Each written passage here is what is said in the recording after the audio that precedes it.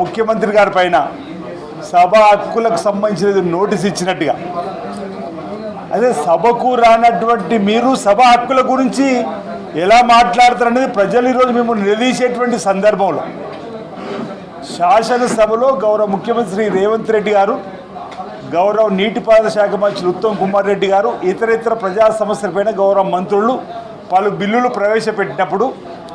శాసనసభ ప్రొసీడింగ్స్ ప్రకారమే వాస్తవాలను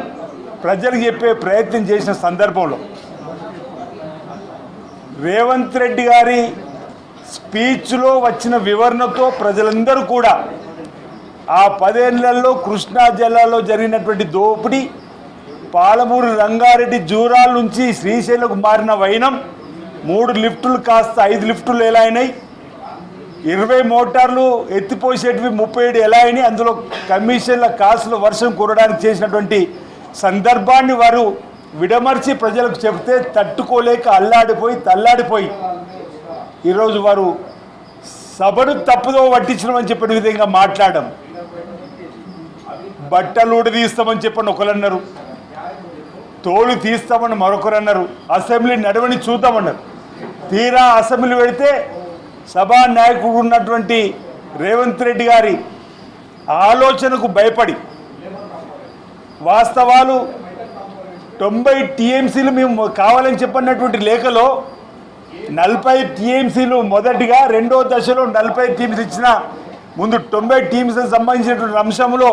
ఈరోజు వాళ్ళకి నమస్తే తెలంగాణ పత్రిక కూడా లేఖను ఫ్రంట్ పేజ్ వేసిన దానిలో కూడా ఉంది. ఉత్తమ్ కుమార్ రెడ్డి రాసినటువంటి దానిలో 90 టీఎంసీలు మాకు కావాలని చెప్పండి.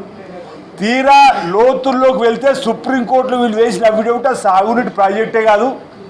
అది త్రాగునీటి అవసరాల కోసం నిర్మాణం చేస్తున్న 7.1 టీఎంసీ చాలని చెప్పినటువంటి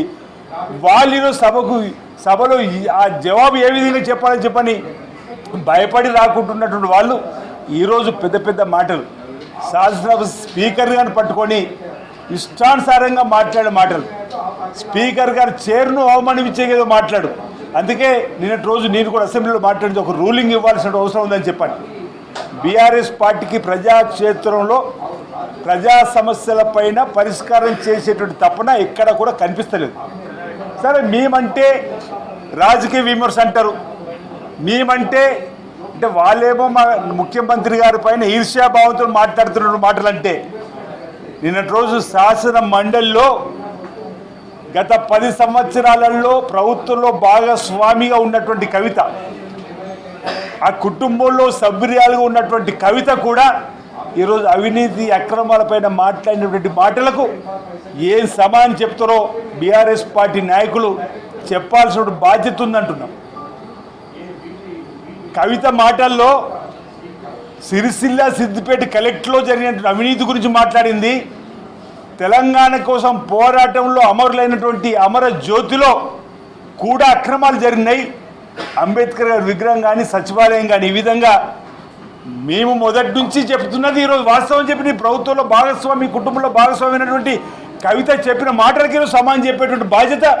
బీఆర్ఎస్ పార్టీ నాయకత్వం పైన ఉందా లేదా తెలంగాణ సమాజం కోరుతున్న వేళ తెలంగాణ కోసం అమరులైనటువంటి వారి చిహ్నంగా, వారి స్మారకంగా నిర్మాణం చేసినటువంటి ఆ స్మారక చిహ్నం అమరవీరుల జ్యోతిలోనే అవినీతి అక్రమాలు జరిగినాయని చెప్పంటే ఇక మీరు